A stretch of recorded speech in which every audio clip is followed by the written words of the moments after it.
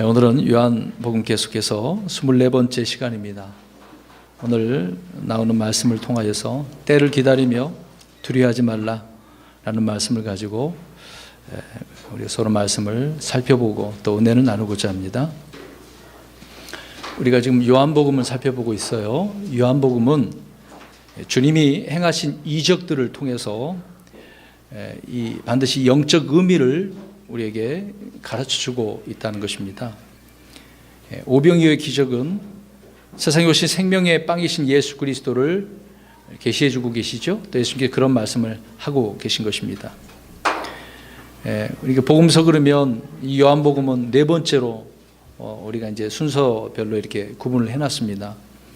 근데 다른 복음서에 없는 내용들이 추가로 요한복음에 기록되어진 말씀들이 있습니다. 또 다른 복음서에 있는 사건들 중에 중요한 사건들이 또 요한복음에 이렇게 기록되어져 있습니다. 그래서 그 사건들마다 영적 해석 또 그 의미를 기록해 주고 있기 때문에 우리가 요한복음이 참으로 우리에게 와닿는 또 깨닫는 또 많은 주님 말씀을 이해하는데 큰 유익이 되는 그런 말씀인 것이죠. 그래서 요한복음은 어떻게 보면 다른 복음서의 그 주석서 역할을 하는 것처럼 자세하게 설명이 이렇게 되어져 있는데요. 다른 복음서들이 사건을 이제 기록을 해 놓았습니다. 그렇다고 한다면 요한복음은 그 사건의 의미를 또 해석을 해서 기록을 해주고 있는 거죠. 그러니까 마태, 마가, 누가복음은 어떤 의미가 또 그 해석적인 부분이 없는 부분이 있습니다. 그것이 요한복음이 그렇다는 것이죠. 지금 오병이어의 그 기적을 우리가 지난 시간에 살펴보았습니다.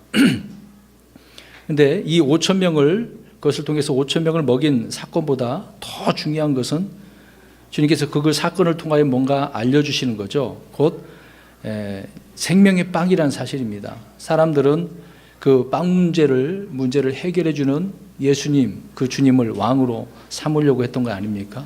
그러나 주님은 그게 목적이 아니었다는 거죠. 물론 이스라엘 백성들이 그때는 너무 그것이 필요한 부분이었던 것이죠. 그런데 주님께서는 그런 상황에 오셔서 내가 생명의 빵이다, 그런 말씀을 해주고 있는 것입니다. 그럼에도 불구하고 사람들은 어떻습니까? 주님께서 그렇게 해결해 주니까 그냥 먹고 배부른 그런 생각으로 이분이야말로 대언자이시구나, 왕이시구나, 그렇게 섬기려고 한 건 아닙니까? 아무리 그래도 우리 주님은 생명의 빵을 그들이 얻어먹고 또 영생을 얻으라는데 아주 중요한 그 초점을 맞추고 계시고 있었다는 것이죠. 그러니까 우리가 또 3장인가요? 니고데모 그 이야기를 살펴보았습니다마는 주님께서는 영적인 이야기를 하고 계시는데 니고데모는 또 이스라엘 백성들은 육적인 생각만 하는 거예요. 그러다 보니 주님께서 무슨 의미로 이런 말씀을 하시는지 이해하지 못하는 그런 부분이 많이 있었다는 겁니다. 우리 요한복음을 통해서 주님이 행하신 그 이적들의 참 의미를 깨닫기를 원합니다. 한 절씩 그래서 우리가 이제 살펴보겠습니다. 15절입니다. 그러므로 그들이 와서 억지로 자기를 데려다가 왕으로 삼으려는 것을 예수님께서 아시고 다시 혼자 산으로 떠나가시니라, 이렇게 말씀을 하고 있습니다. 말씀드린 것처럼 당시 사람들은 빵 5개와 물고기 2마리로 5천 명을 먹인 것을 통해서 정말 예수님이 대언자시고 왕이다라고 이제 이렇게 섬기려고 했던 거죠. 이제 그렇게 확신을 했습니다. 당시 로마의 압제에 의해서 얼마나 힘들었겠어요.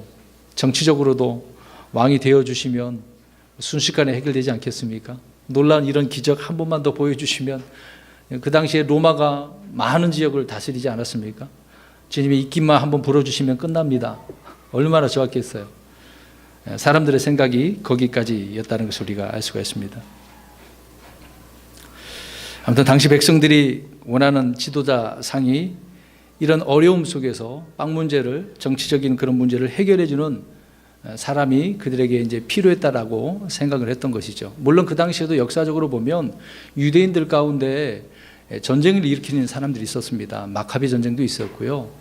유대인들 가운데 이 전쟁을 일으켜서 이런 적들을 물리치려고 했던 내용들이 많이 있었습니다. 이제 그런 바람 속에 이런 주님이 나타났으니 얼마나 그들의 마음이 막 들떴겠습니까? 이런 것을 생각해 보면 세상 사람들은 자기들에게 무엇을 해결해 주는 그런 사람, 먹을 것을 주는 사람을 왕으로 삼고 싶어 하는 겁니다. 우리가 이제 선거 왜 합니까? 왜 선거 투표를 합니까? 우리가 원하는 것들을 해줄 수 있는 그런 사람을 선출하는 거 아니에요. 특히 뭐 지방선거가 이제 얼마 후면 있을 것이고 또 총선도 있을 것이고 대선도 있지 않습니까? 그럴 때 그런 사람들 통해서 지금 이런 지역의 발전을 위해서 뭔가 해결해 주기 위해서 그런 선출하는 것처럼 마찬가지는 것이죠. 그 사람들이 그런 마음을 모아서 그런 사람들을 원하고 있다는 것을 알 수가 있습니다. 여러분, 지금 이 지구촌의 곳곳마다 어떻습니까? 이 기아 문제, 굶주림 문제로 인해서 특별히 아프리카 지역은 많이 그렇지 않습니까? 근데 잘 사는 나라도 마찬가지일 겁니다. 보여지지가 않아서 그렇지 우리나라도 우리 평택 지역만 해도 평택역 돌아다니다 보면 그런 분들이 많아요. 이제 여러 사람들이 있는데 그중에 항상 보이는 분이 계셔. 어떤 여성분도 계시고요. 한 여성분이 있는데 어떤 종이팩 같은 비닐팩 같은 것을 가지고 다녀요. 근데 그분이 쓰레기통을 뒤지는 일을 자주 봤습니다. 거기서 꺼내가지고 담아서 거기서 꺼내서 드시고 그러시는 것 같더라고요. 여성분이 그렇고 남성분들도 많이 있습니다. 얼마나 그분들의 입장에서는 힘들고 어렵겠어요. 뭔가 문제가 있어서 그렇게 됐겠죠.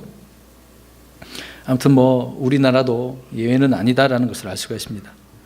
근데 아무튼 그 당시에 유대인들은 주님을 억지로 이제 그런 분이시니까 데려다가 왕으로 삼으려고 이제 뜻을 모은 건 아닙니까? 그래서 군중들이 무리들이 몰려다니는 거예요. 그럼 주님을 따라서. 그래서 자연스럽게 이스라엘의 그 왕으로 오를 수 있는 그런 기회가 지금 만들어지는 상황 아닙니까? 여러분, 사무엘 시대에 하나님의 뜻과 상관없이 누구를 왕으로 세웁니까? 사람들이. 물론 이제 왕을 달라고 했던 것이죠. 그래서 하나님께서 이제 사울을 세워주신 것인데 사람들은 사람을 그렇게 누군가를 좀 세웠으면 좋겠다라고 하는 것이죠. 그런 것처럼 예수님을 왕으로 세우는데 환호하는 것입니다. 유대인들이 자기들의 이런 생각을 맞춰서 했다는 것이죠. 그러나 우리 주님은 어떻습니까? 이런 기회가 왔는데 저와 여러분이라고 한다면 이런 기회가 주어졌다고 할 때 어떻게 해요? 덥석 물어버리는 받아들이는 일이 있지 않겠습니까? 그러나 우리 주님은 그러한 기회를 스스로 거부하신다는 겁니다. 아무리 좋은 제의라 할지라도 그것이 하나님의 뜻이 아닐 때에는 거부할 수 있어야 된다는 것입니다. 여러분, 우리 살아가는 삶 속에서 그럴싸한 사업이라 할지라도 하나님의 뜻이 아니라고 한다면 거부할 수가 있어야 돼요. 이 사업을 통해서 야, 떼돈 벌겠구나. 그런 마음들이 있지 않겠습니까? 근데 곰곰이 우리가 생각을 해보죠. 또 특히 그리스도인들은 이것이 하나님께서 원하신 뜻일까 생각하긴 합니다. 근데 그 생각을 깊이 해야 되는데 이게 순간적으로 떼돈 엄청난 대박을 터뜨리겠구나라고 생각을 해서 하나님의 뜻을 거스르는 경우가 많이 있는 거죠. 아무튼 우리는 그런 상황에 있다라고 한다면 하나님의 뜻이 아닐 때 우리는 주님처럼 거부할 수 있어야 된다라고 하는 것입니다. 마귀는요, 항상 성도들을 넘어뜨리려고 이러한 어떤 상황을 만들어주고 제의를 하는 겁니다. 그럴싸하게 나타나서 옆에서 이런 것이 있는데 어떻게 해볼래? 그렇게 이야기를 누가 한단 말이죠. 그럴 때 우리는 얼마나 우리의 귀가 쏠깃합니까? 지금 당장 힘들고 어려운데 그런 문제를 해결해 줄 수 있다고 한다면 그렇지 않겠어요? 혹 하나님의 뜻이라 할지라도 우리는 또 중요한 부분이 있습니다. 이것이 하나님의 뜻이야. 이제 판단이 됐어요. 근데 하나님의 뜻이라고 무턱대고 나갈 수 있는 게 아니죠. 때가 있다라고 하는 겁니다. 하나님의 때가 아니면 그건 역시 마귀에 의해서 우리가 어려움을 당할 수도 있기 때문에요. 이게 하나님의 뜻이냐 아니냐 그것도 중요하지만 하나님의 뜻이라고 할 때 때가 그때냐 하나님께서 원하신 그때냐 우리가 생각을 해야 된다는 것입니다. 우리가 알다시피 마귀는 주님께 처음으로 이제 왕국을 제시하지 않습니까? 마태복음 4장에 주님께서 성령님에 이끌려서 마귀에게 시험을 받을 때 그 내용 아닙니까? 잠깐 읽어드릴게요. 마귀가 다시 그분을 데리고 심히 높은 산으로 올라가 세상의 모든 왕국들과 그것들의 영광을 그분께 보여주며 그분께 이르되 내가 만일 엎드려 내게 경배하면 내가 이 모든 것을 내게 주리라. 왜? 자기가 이것을 지금 받았으니까. 자기에게 이 권한이 있거든요. 이거 줄 테니까 경배 한번 해봐. 엎드려봐. 우리 이런 상황이라고 한다면 저도 그럴 것 같아요. 덥석 부를 것 같아요. 그러나 주님은 단호하게 거부하십니다. 그래서 4장 10절에 이렇게 말씀하고 계시죠. 예수님께서 그에게 이르시되 사탄아 너는 여기서 물러가라. 기록된 바 너는 주 내 하나님께 경배하고 오직 그분만을 섬길지니라. 우리가 섬겨야 할 대상이 누군지를 말씀해 주고 있는 거죠. 주님은 아버지 하나님으로부터 영광을 받으시고 왕국을 이제 받으셔야 하는 건 아닙니까? 근데 사탄에게 받을 수 있어요, 없어요? 없는 것이죠. 그렇기 때문에 주님은 거절하신 것입니다. 아버지 하나님으로부터 받으셔야죠. 마귀는 주님이 고난의 길을 가지 않고 이렇게 이것을 시험함으로 곧바로 자기에게 경배함을 통해서 쉽게 왕국을 가지라고 이야기하고 있는 거죠. 주님은 지금 그때가 아니라는 것을 알고 계셨기 때문에 거부한 일이었던 것입니다. 여러분, 우리 주님은 왕국을 받는 것보다도 어떻게 받느냐, 누구에게 받느냐, 그게 더 훨씬 더 중요하게 생각하셨다는 것입니다. 깊게 우리가 생각했으면 좋을 것 같아요. 우리도 마찬가지입니다. 여러분, 우리가 이제 성공, 축복, 승리 얼마나 우리가 갈구합니까? 또 우리 가정도 행복한 가정도 일구어야 되고 또 건강한 삶을 우리에게 살아가는 부분 속에서 정말로 중요한 것 아닙니까? 그러나 하나님의 진리에 대해서 이 의의를 희생한 대가로 이런 것들이 주어진다라고 한다면 이거 잘못된 것 아니겠어요? 우리의 이런 것들을 희생해서 진리를 얻어야 되는데 진리를 희생해서 우리가 이런 육신적인 것들을 얻으려고 한다고 한다면 이건 뭔가 잘못된 것이라는 것입니다. 생각해 보십시오. 의의가 없는데 평화가 있다? 이게 문제지 않습니까? 그런 것보다는 차라리 의로 인해서 이런 분쟁과 다툼이 있는 게 더 낫지 않나요? 여러분, 지금 우리나라 역사도 그렇지 않습니까? 나라를 바로 세우기 위해서 물론 다 자기 나름대로의 생각과 기준이 있겠지만 분쟁이 있는 거잖아요. 투쟁하는 거 아닙니까? 그 공권력에 의해서 무너진 사람들이 일어나서 또 많은 민중들이 일어나서 바른 그런 정치와 또 그런 백성들을 삶을 영위하기 위해서 이렇게 촛불 집회도 하고 뭐 그런 의미가 있지 않겠습니까? 물론 서로 간에 어떤 이견 차이가 있을 수는 있겠지만요. 또 생각해 보세요. 진리가 없는데 행복하다? 있을 수도 없는 것이지만은 아니잖아요. 차라리 진리로 인해서 고통을 당하는 게 낫지 않을까요? 여러분, 초대교회 때 믿음의 사람들은 어떻게 했습니까? 로마 사람들에 의해서 엄청난 많은 핍박도 받았고 또 그리스도인들은 유대인들에게 의해 더 핍박받은 부분이 있었습니다. 고통을 당하는 거잖아요. 진리 때문에. 차라리 그게 낫지. 진리도 없이 의도 없이 평안하면 이건 문제가 있는 것이죠. 뭐가 막 빠져 있는 겁니다. 아주 중요한 것이 빠져 있는 그런 상황이죠. 그래서 목적이 수단을 정당하지 않는다라고 하는 것입니다. 우리 주님은 분명 왕국을 물론 건설하려고 오신 거예요. 세우려고 오신 것입니다. 그래서 마태복음에 왕이 오셨다는 거잖아요. 왕이 태어날 때 왕이 오셨다. 그렇지 않습니까? 분명히 주님은 왕이 되실 분이지만 마귀가 주는 왕국을 단호히 거부하셨다는 겁니다.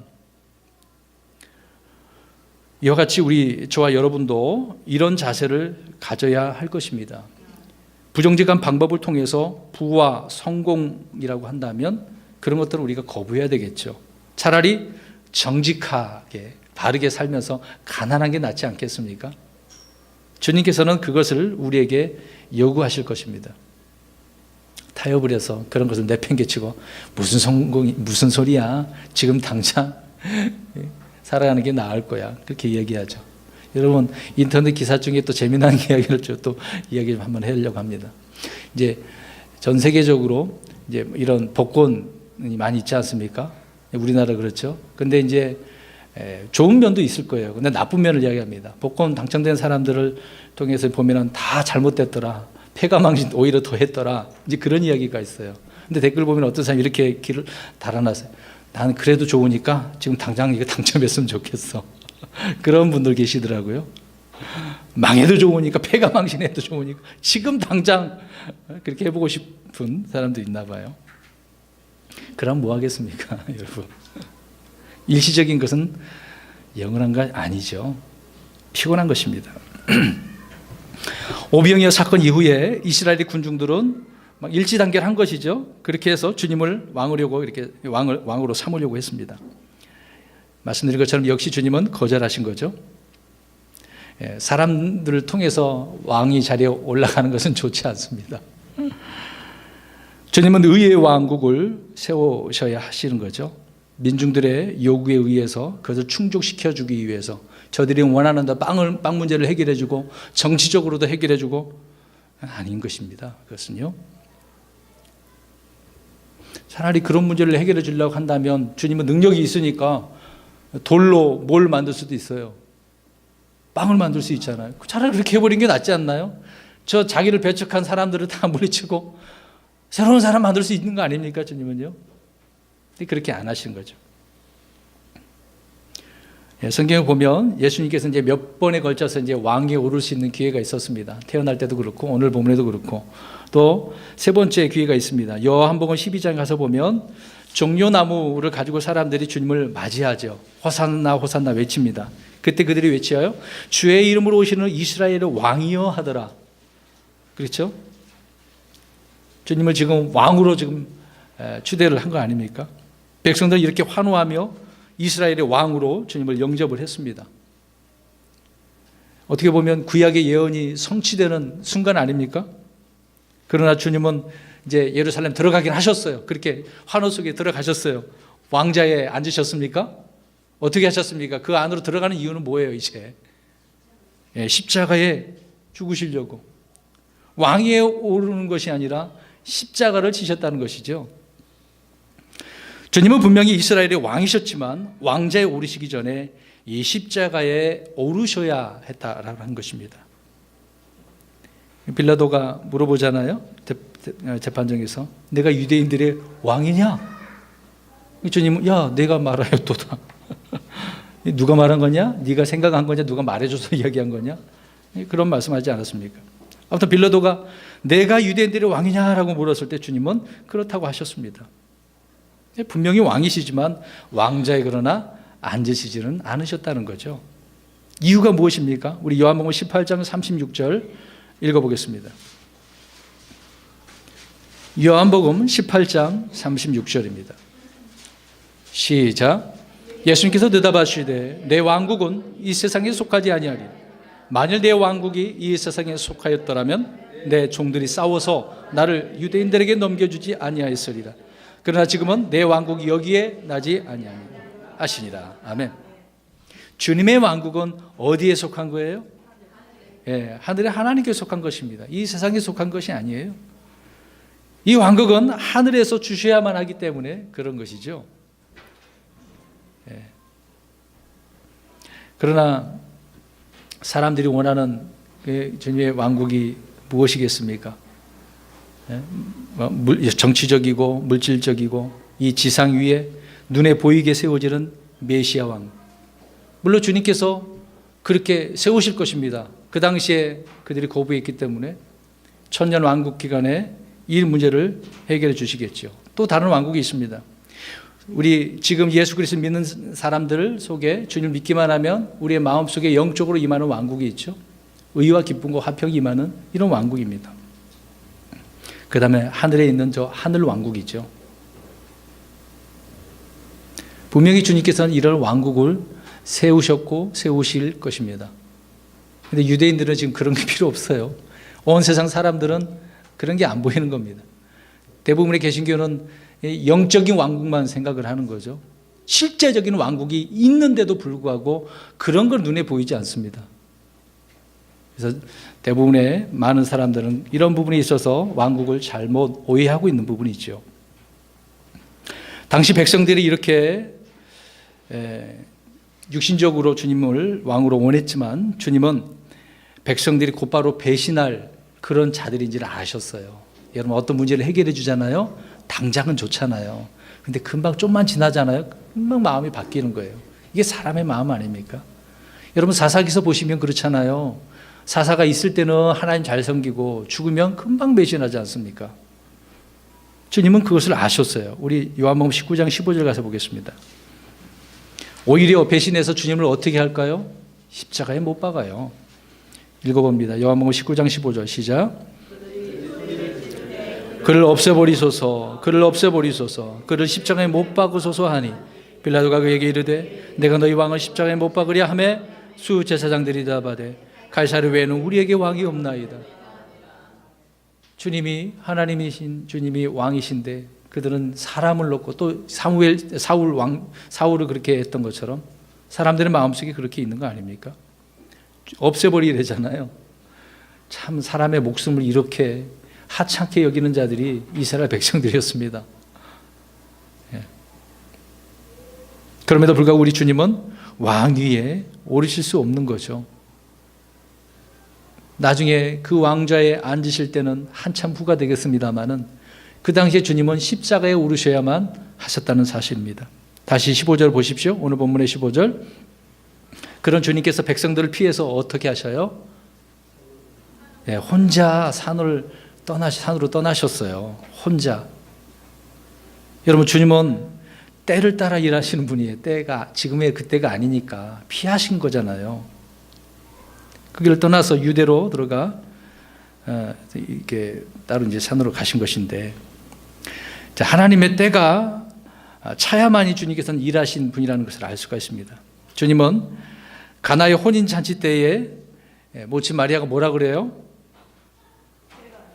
지금 이걸 하라 그럴 때 예수님께서 야 여자여 내가 당신과 무슨 상관입니까? 내 때가 아직 이르지 아니했습니다. 주님의 때가 있기 때문에 주님께서는 안 하신다는 얘기죠. 물론 이제 물로 포도즙으로 만드셨지만 이제 그들의 필요를 채워주시는 분이니까요. 주님의 때가 언제임을 아시고 계셨다는 것을 알 수가 있습니다. 또 예수님의 그 형제들이 있지 않습니까? 이제 명절에 이제 올라가서 주님을 섬겨야 되는데 형제들이 예수님께 나아가서 이야기합니다. 자신을 드러내고 좀 뭔가 하십시오. 이제 이렇게 말을 하죠. 요한복음 7장이 이제 나오는데요. 세상에도 이렇게 나타내라고 막 부추기고 있는 거예요. 여러분 주변에서 누가 저와 여러분을 그렇게 자꾸 부추기면 어떻게 하실 거예요? 억지로 이게 떠밀려 가듯이. 어떤 사람은 좋아서 가는 사람이 있을 것이고요. 어떤 사람은 단호하게 거부하는 사람도 있을 것입니다. 한번 잘 생각을 하셔서 지금 모친도 떠밀고 형제들도 떠밀고 이스라엘 백성들도 지금 막 이렇게 떠밀고 있어요. 왕이 되시고 뭔가 해보라고. 주님은 때가 아니시기 때문에 어떻게 해요? 거부하고 계신다는 겁니다. 물론 지금 뭔가 보여주기 위해서 말씀을 해주고 있는 부분이지만 사람들은 기회가 있을 때 자신을 이렇게 드러내고 인정받으라고 자꾸 이야기하는 겁니다. 그러나 우리 주님은 뭐라고 이야기합니까? 요한복음 7장 8절에 이에 예수께서 그들에게 이르시되 내 때는 아직 이르지 아니하였거니와 너희 때는 늘 준비되어 있느니라. 주님의 때는 아직 안 됐다는 얘기죠. 주님은 자신의 때가 이르지 않았음을 말씀하셨고 때에 맞게 일을 하시는 분임을 우리가 알 수 있습니다. 사람들은 기회가 주어진 그때가 바로 야 이거 적절한 때야. 바로 이거야. 그렇지. 그 순간 막 마음이 막 들떠지게 되어지는 거죠. 우리 인생의 앞날을 다 볼 수 없기 때문에 지금 나에게 보이는 기회가 바로 내가 잡아야 할 기회인 줄로 그렇게 생각을 합니다. 착각할 때가 많이 있는 거죠. 하나님께서 이번은 아니다. 그냥 보내야 된다. 이거 흘려보내야 된다. 그렇게 말씀하신다 한다면 우리는 또 이렇게 생각하죠. 무슨 소리입니까 하나님. 이런 기회가 두 번 다시 오겠습니까? 지금 해야 되는 거 아닙니까? 막 그러면서 오히려 하나님 앞에 금식하는 거죠. 때를 쓰는 겁니다. 금식하면서 막 기도하면서 때를 쓰는 거예요. 주님 지금의 적기니까 적절한 때니까 지금 당장 이걸 해 주십시오. 그러지 않나요? 그런 경우가 우리의 삶 속에서 많이 드러나고 있습니다. 근데 그러나 이제 막상 그런 기회가 있다라고 뭐 이게 잡혀졌다고 이제 보면은 어떻습니까? 오히려 이제 그것보다 더 좋은 기회가 나중에 생겼다고 생각해 보세요. 마음이 또 어떨까요? 더 좋은 기회가 왔으니까 후회하게 되잖아요. 좀만 기다릴 걸, 좀만 기다릴 걸. 좀만 더 기다렸으면 더 좋은 이 기회를 내게 주셔서 뭔가 이룰 수 있는데, 그렇게 생각할 수가 있겠죠. 주님은 백성들 앞에 자신을 드러내 보일 기회가 많이 있으셨어요. 형제들뿐만 아니라 이스라엘 백성들 앞에 그렇겠죠.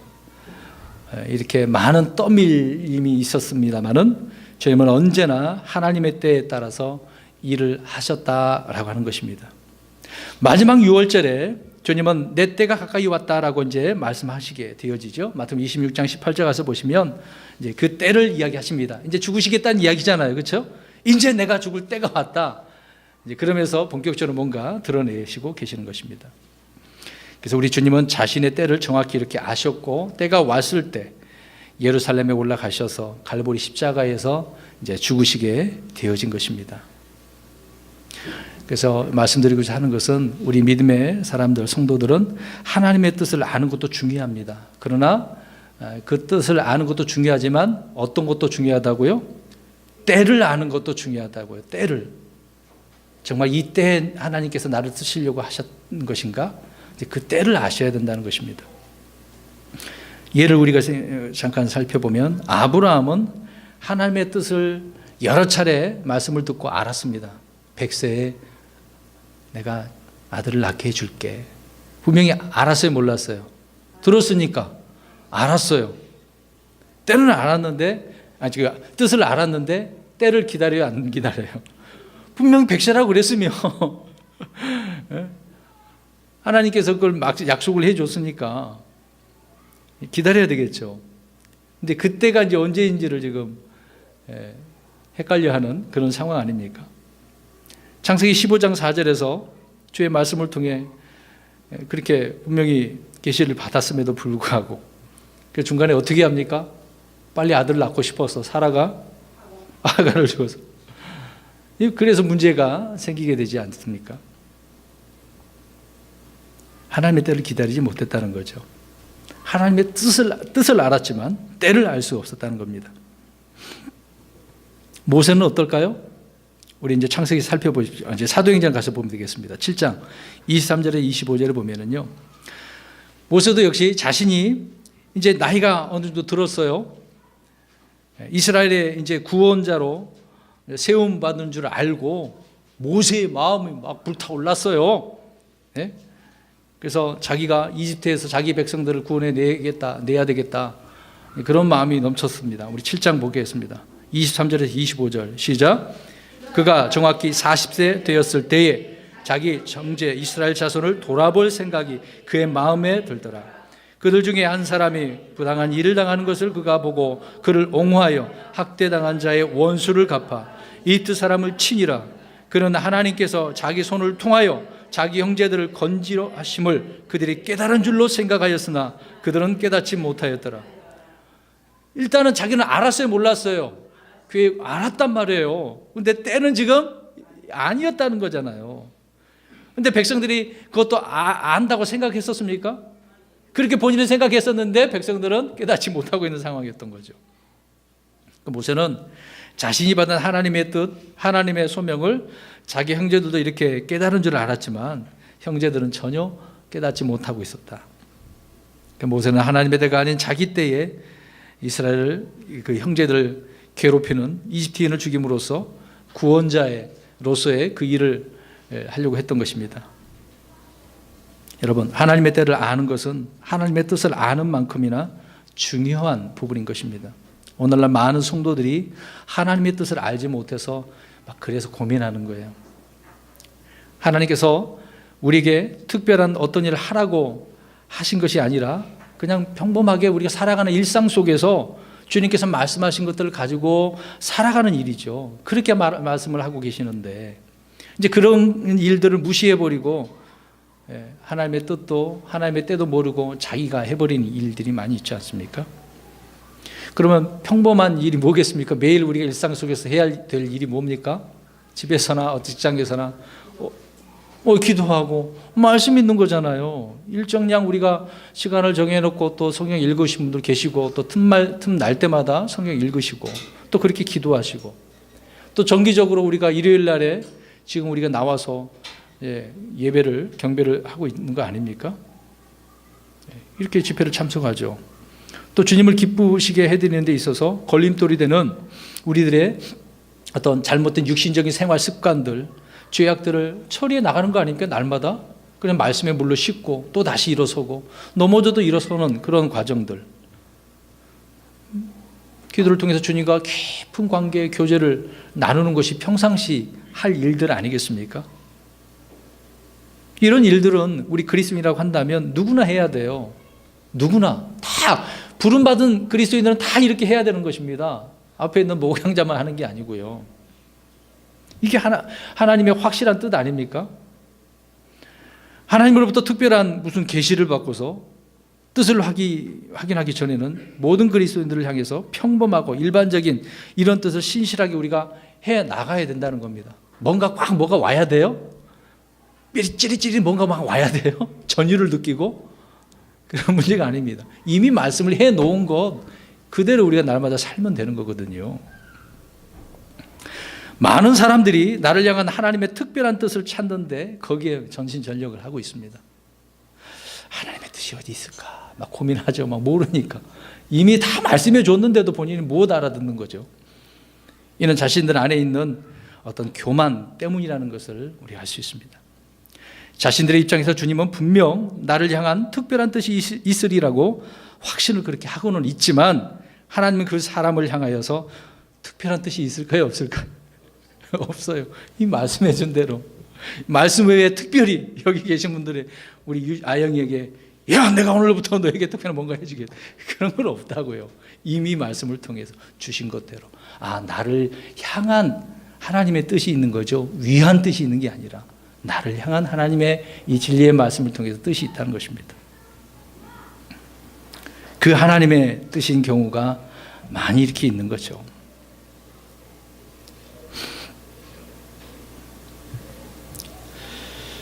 여러분 지역교회에 출석을 해서 교회에 봉사하는 건 역시 우리를 향한 하나님의 뜻이겠죠. 열심히 또 이렇게 섬기시는 분도 계시니까. 직장에서 열심히 일을 하고 돈을 버는 것도 그렇게 하나님께서 하라고 하신 것이니까 열심히 일을 해서 우리가 돈을 벌고 먹고 살고 또 선한 일도 하는 것 아닙니까? 그게 하나님의 뜻이죠. 그러나 하나님이 나를 향해서 목양자로 부르셨던지 또 뭔가 남들과는 다른 어떤 특별한 사역으로 나를 부르셨을 거야. 그렇게 생각을 하고 계속 그런 데만 몰두하는 사람들이 있습니다. 이런 것은 어떤 영적 시기심이나 특권의식 또 영적 명예욕 때문에 그렇지 않을까요? 하나님의 말씀이 막 지식이 갑자기 들어가면 순간적으로 내가 다른 사람들에게 뭔가 막 어필해서 가르치고 싶은 마음이 생길 수도 있습니다.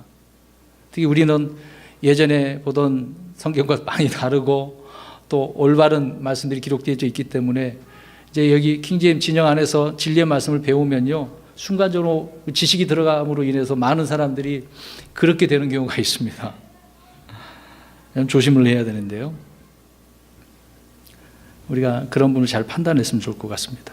이제 교회에 우리가 섬기는 부분 속에서 교회를 돌아보고 내가 이거 뭘 수리를 해야 될까 스스로 할 수 있는 일이 있으면 하면 되는 것이고 내가 못하는 일이라고 그런 것이 보여지면 전문가들을 돈 주고 사서라도 해결하면 되지 않겠습니까?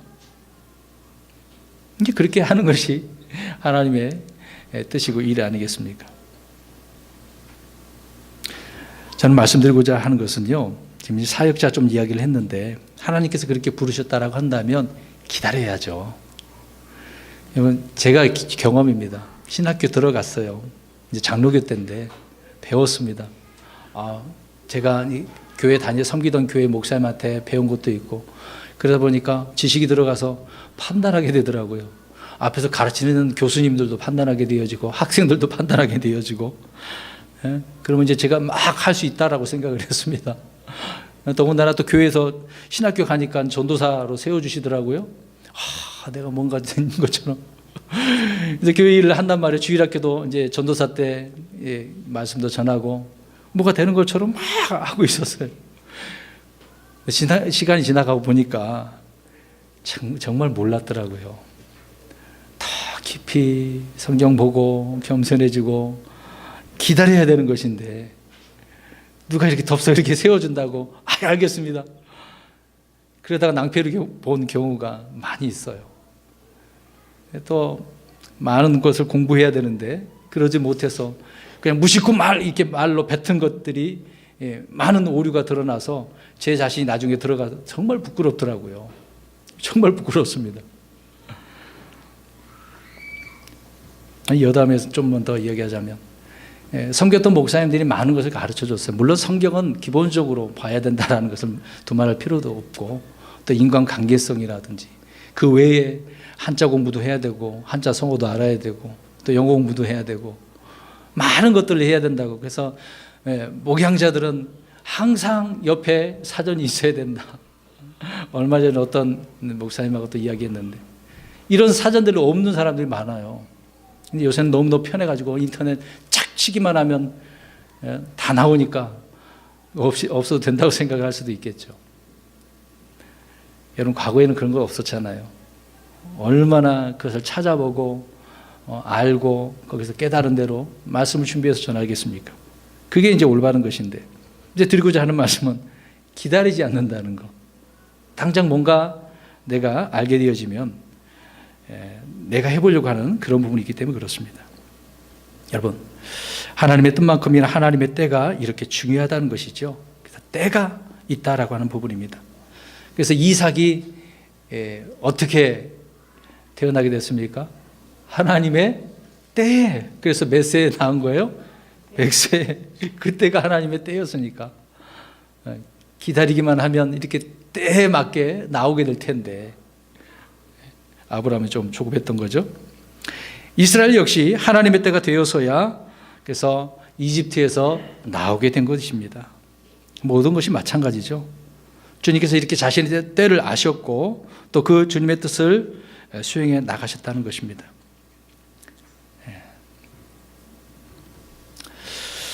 여러분 왕이 되는 것이 하나님의 뜻이다. 드디어 사람들이 나를 메시아로 알아보고 왕으로 추대하고 있는 거구나. 그런 말들을 들을 때 덥석물면 안 되는 거죠. 그렇게 해서는 안 되는 겁니다. 주님은 오히려 몸을 피하시고 숨으셨어요. 아무튼 우리는 이런 부분이 있어서 때를 기다리는 그런 성도가 되었으면 좋겠습니다. 또 한 가지 예로 때를 기다리지 못했던 사람이 있어요. 사울 왕이죠. 분명히 사무엘은 내가 언제 오니까 기다리십시오라고 말을 해줬어요. 그게 이제 사무엘상 13장에 나오거든요. 8절부터. 그가 사무엘이 정해준 정한 시기에 따라 이래 동안을 기다렸으나 말을 해줬으니까 어떻게 해요? 기다리긴 기다렸어. 이래 동안 기다렸단 말이에요. 근데 안 오니까 백성들이 떠나가 버렸어. 그러니까 사울 입장에서는 얼마나 답답하겠어요. 백성들이 가보니까 이거 어떻게 되지? 막 조마조마하고 불안하고 초조해하지 않습니까? 그래서 어떻게 해버렸어요? 자기가 대신 희생물을 드려버린 거잖아요. 드리고 나자마자 누가 왔어요?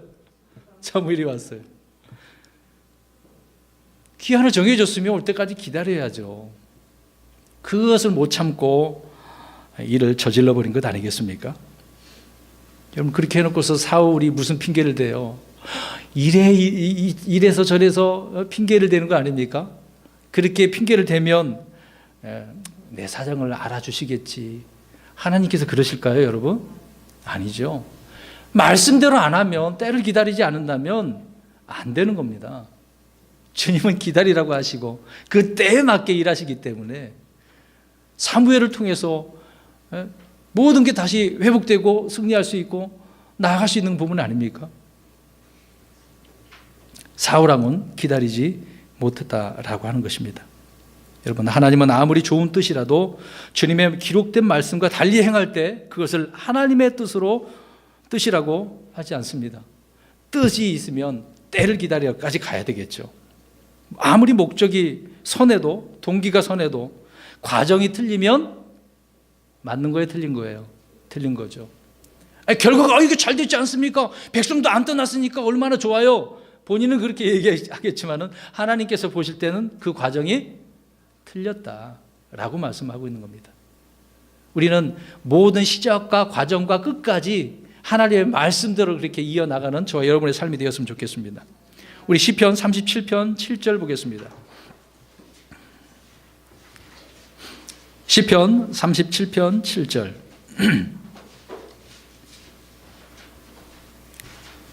읽어봅니다.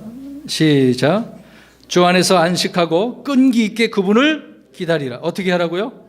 자, 계속해서 자기 길에서 형통한 자나 사악한 꾀를 이루는 자로 인하여 초조해하지 말라. 지금 사울 왕이 그런 상황이었던 거 아니겠습니까? 물론 이스라엘 백성들 이런 역사가 있었던 것이고요. 지금도 우리의 삶을 돌아보면 이런 부분이 많잖아요. 어떤 특정한 문제 때문에 초조해하고 불안해하고. 근데 어떻게 하래요? 기다려보라고요. 기다려보라고. 기다려야죠.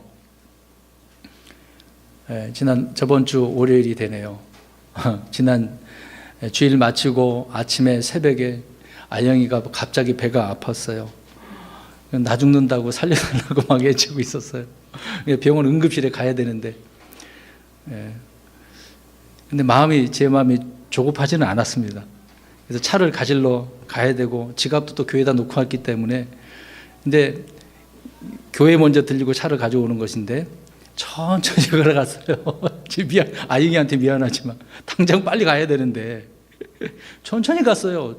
그런 고통을 좀 경험해 봐야 되고 하나님 앞에 더 부르짖으라고 제 나름대로 그렇게 했습니다. 차를 가져오고 병원에 갔는데, 병원에 가면 당장 해결될 줄 압니까? 여러분 응급실 가보셨죠? 가보면 어때요? 그렇죠? 많은 환자들이 있고 의사가 있지만 그냥 기다리는 거예요. 이것저것 계속해서 물어보잖아요. 주사 뭐 필요하면 또 맞춰주고, 또 지나면 뭐 사진 찍고. 당장 안 해. 그럼 수술 당장 해야 되는데 수술 언제 했냐면요, 오전에 의사를 보고 당장 수술해야 된다고 했는데 그때는 제가 좀 이제 답답하더라고요. 아유, 한다고 그랬으면 빨리 수술 좀 하시지. 안 하고 2시 넘어서 했어요. 2시 20분에. 한참 지나갔어요. 여러분 기다리더라고요. 이런 문제도. 하나님께서 우리에게 뭔가 말씀해 주실 때도 이렇게 기다려야 되지 않겠습니까? 너무 초조해야죠. 그래서 뭐 감사하게 수술 잘 됐으니까 감사한 거죠. 우리는 자신이 예측할 수 없는 일은 한 시간이라도 막 그게 몇 년처럼 느껴져요. 막 수십 년이 지나간 것처럼. 그래서 급한 일일수록 막 더 다급해지고 길게 느껴지죠. 그러나 주님은 자신이 정한 그 정확한 시간까지 뭐 기도하게 하시고 기다리게 하시는 건 아닙니까? 그런 기간 속에서 우리 마음속에 있는 부정된 생각도 정리해야 되고요, 의심도 물리쳐야 되고 주님을 더욱더 신뢰합니다. 그런 마음이 있어야 되지 않겠습니까? 네. 이제 어떻게 보면 그 기다리는 때가 찌꺼기들을 어떻게 하는 때예요? 제거하는 때예요. 내 마음의 불신을 제거하는 때. 네. 자, 우리가 항상 그렇게 했으면 좋겠습니다. 한 구절 더 보겠습니다. 시편 62편 5절. 62편 5절 읽습니다. 시작. 내오나 너는 오직 하나님만 바라라. 내가 기대하는 것이 그분에게서 나오는도다. 와, 기대하는 것이 누구에게 나와요? 그래서 어떻게 하라는 겁니까? 기다리라는 것이죠. 일을 해야 할 것들은 하지 않아서 얻지 못하면 게으르다고 욕을 먹겠죠. 또 일을 하지 말아야 할 것을 하다가 얻지 못하면 비방과 뭐 바보 소리 들을 거 아닙니까? 여러분은 주님의 뜻을 아는 것 못지않게 이렇게 주님의 때를 아는데 집중하고 기다려야 한다라는 겁니다. 한 구절만 더 보겠습니다. 하박국서 2장 3절. 하박국서 2장 3절입니다.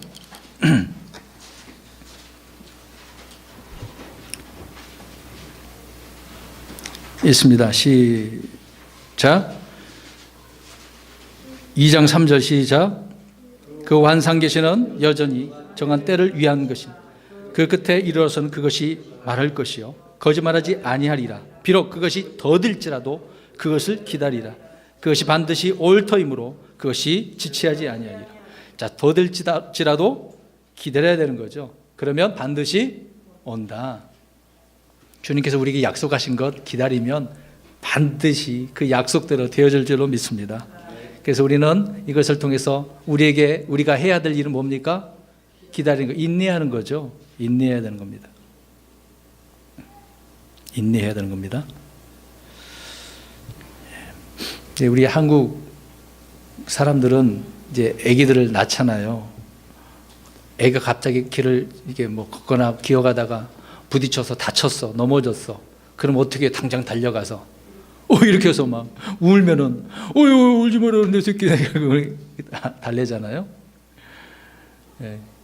근데 얼마 전에 무슨 책을 하나 독일에 대한 이야기를 이제 살펴보다가 이런 문구가 있더라고요. 그 당시 유학 간 어떤 학생이 있었는데 거기에서 결혼을 해서 자녀를 낳았대요. 근데 자녀가 넘어져 갖고 이렇게 세웠대요. 근데 독일인이 옆에 쳐다보면서 달갑지 않게 뭐 째려보는 식으로 그렇게 보고 있었대요. 왜 그런가 했더니 그 독일인이 하는 말이 아니 얘를 왜 그런 식으로 하냐고, 왜 일으켜 주냐고, 내버려 두라고 그렇다는 거예요. 그러니까 독일, 유럽 사람들 사고방식이 그렇습니다. 애들을 자립심을 키워주고 본인이 그걸 겪게 하려고 내버려 둔대요. 근데 우리는 당장 해주고 있지 않습니까? 이제 그런 아이들은 옆에서 우리 한국식으로 하다 보면 뭔가 자라나면서도 누구를 자꾸 의지하게 되어집니다. 물론 우리는 하나님을 의지하는 것이지만 삶 속에서 당장 문제를 해결하기 위해서 사람을 쳐다보게 되어진다는 거죠. 그렇게 힘들면 힘들수록 주를 바라보게, 이겨내게, 인내하게, 기다리게 이렇게 해야 되는데 그게 안 되는 부분입니다. 그래서 기다려야 함을 우리가 좀 배웠으면 좋겠습니다. 두 번째, 우리 16, 17절입니다. 15절만 했는데 많이 갔네요. 16, 17절. 이제 저녁이 되면 그분의 제자들이 바다로 내려가서 배에 올라 바다를 건너 가버나움으로 가는데 이제 날이 어두웠고 예수님께서는 아직 그들에게 오지 아니하셨더라. 이게 이제 중요한 부분이 있습니다. 자, 제자들은 쉴 틈 없이 지금 저녁이 됐는데 어떻게 했어요? 다시 바다로 내려가고 있네요. 배를 타야만 하고 있는 거죠. 아니 기적 가운데 있으면 좀 이제 좋은 일을 했으니까, 주님을 섬겼으니까, 백성 사람들 섬겼으니까 쉬어야 되잖아요. 근데 배를 타고 지금 어떻게 합니까? 가고 있는 거네요. 그래서 마태복음이 이 부분을 좀 상세하게 기록을 하고 있는 것인데요. 저녁이 되면 거기 주님은 따로 홀로 계시면서 기도하고 계셨어요. 기도하고 계셨어요. 제자들을 강요해, 야 너희는 건너가. 그러면 주님은 따로 기도하고 계시네요. 근데 제자들은 아무튼 말씀대로 하고 있습니다. 쉬지 않고 이제 바다를 건너가고 있어요. 이제 그런 장면이거든요. 한번 생각해 보세요. 아니 왜 이러실까? 지금 여기 빠진 부분이 다른 부분이 마태복음에 기록되어져 있으니까요. 주님은 홀로 기도하고 계셨습니다. 오병이어를 통해서 놀라운 기적을 보여줬으니까 뭐 어떻게 보면 사람들은 흥분하고 있지만 주님은 더 차분하시고 계속해서 주님의 그 때를 기다리면서 기도하고 계시는 그런 모습이죠.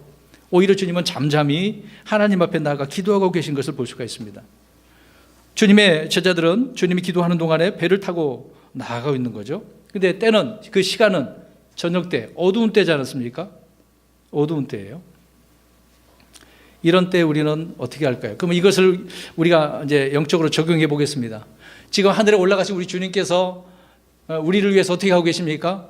기도하고 계세요. 그럼 우리는 어떻게 하고 있는 거예요?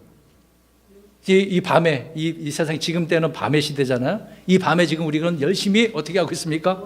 노를 저며 나가고 있는 상황이잖아요. 그 상황을 한번 생각해 보세요. 그 다음 구절 이제 18절에 이제 그렇게 나가고 있어요. 그래서 큰 바람이 불어 바다가 출렁이더라. 명제대로 가긴 가는데 바다가 막 출렁거리네요. 큰 바람 때문에. 그럼 불안하잖아요. 그래서 주님이 함께 계셔야 안 계셔요? 이거 어떻게 해야 되죠, 여러분? 주님은 뭐 하고 계시는데? 기도하고 계시는데 주님이 옆에 없으니까 얼마나 불안합니까?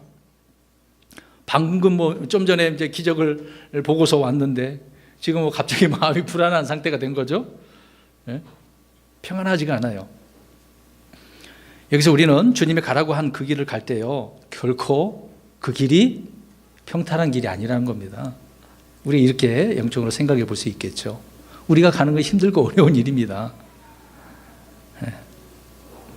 주님은 제자들에게 야 지금 배를 타고 가면은 어두워, 그리고 바람이 크게 부니까 열심히 노져서 가야 돼, 이런 말씀 하셨어요, 안 하셨어요? 안 하셨어요. 그냥 가라고 하셨죠. 자세하게 이런 설명을 안 해줬습니다. 주님은 물론 바람이 불 것도 왜 모르시겠어요? 다 알고 계시죠. 그러면서도 그냥 가라고 하신 거예요. 아시면서도. 자, 우리 주님은 이런 환경 속에 우리를 집어넣습니다. 이런 풍랑의 삶을 살도록 집어넣어요. 근데 거기에서 믿음이 딱 드러나는 겁니다. 그런 데서. 그런 환경 속에서 하나님 앞에 내가 믿음이 있느냐 없느냐 드러날 수밖에 없는 거죠. 우리 주님은 사막의 음침한 골짜기를 가도록 그렇게 하셔요. 근데 그럴 때 우리는 의심하면 안 되겠죠. 괴로워할 필요도 없고. 여러분, 이런 환란이 없으면 믿음이 연단이 될까요? 안 될까요? 안 되는 겁니다. 힘들고 어려운 일도 부딪히는 거죠. 간 예수 그리스도를 믿고 구원받으면 그 다음서부터는 이런 길이 있게 되어지는 거거든요. 평탄한 길이 아닙니다. 오히려 더 힘들고 어렵고 좁은 길이죠. 19절입니다. 이에 그들이 노를 저어 25 내지 30 스타디온쯤 가다가 예수님께서 바다 위로 걸어 배에 가까이 오시는 것을 보고 두려워하거늘. 잘 보세요. 25 내지 30 스타디온이에요. 이게 이제 키로수로 제가 좀 계산을 해왔는데 1 스타디온이 약 200m 정도예요. 그러면 30 스타디온 계산을 하면 약 6km 정도 되거든요. 그럼 보세요. 자, 여기 보세요. 6km를 지금 바람이 불고 있어. 어떻게 해요? 금방 가겠어요? 근데 바람이 어떻게 되는 줄 아십니까? 역풍을 불고 있어요. 역풍. 마가복음 6장 48절을 보면은요, 바람이 그들에게 반대로 불므로 그랬어요. 여러분, 바람이 반대로 부는데 그걸 건너간다고 생각해 보세요. 어떻습니까? 힘들죠. 힘들어요. 네, 힘들어요. 근데 주님은 배에 오르시는 것이 아니라 지나쳐 가신다고 이야기하고, 우리 그 구절 한번 볼게요. 마가복음 6장 49절.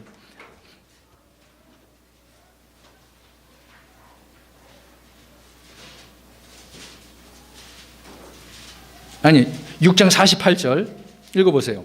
6장 48절 시작. 바람이 그들에게 반대로 불므로 그들이 힘겹게 놓아졌는 것을 보시고 반 사경쯤에 바다 위로 걸어서 그들에게 오사 그들을 지나쳐 가려고 하시건. 아니, 어떻게 예수님 이럴 수 있어요? 지금 힘든 상황이잖아요. 근데 예수님 어떻게 하시려고 계셔요? 놀랍지 않습니까? 주님은 알면서도 지나치고 계셔요. 그 상황을 어떻게 하라고? 견뎌내라고. 근데 이제 주님 오시는 것을 보긴 봤어. 오, 영이다! 영이 온 줄 알고 이제 깜짝 놀랐어요. 그러니까 사람이 아닌 것을 그렇게 생각하고 있는 거죠. 바람과 파도만 가지고도 얼마나 힘든데 영을 보니까 엄청 힘든 거죠. 근데 주님은 지나쳐 가시려고 하고 있고.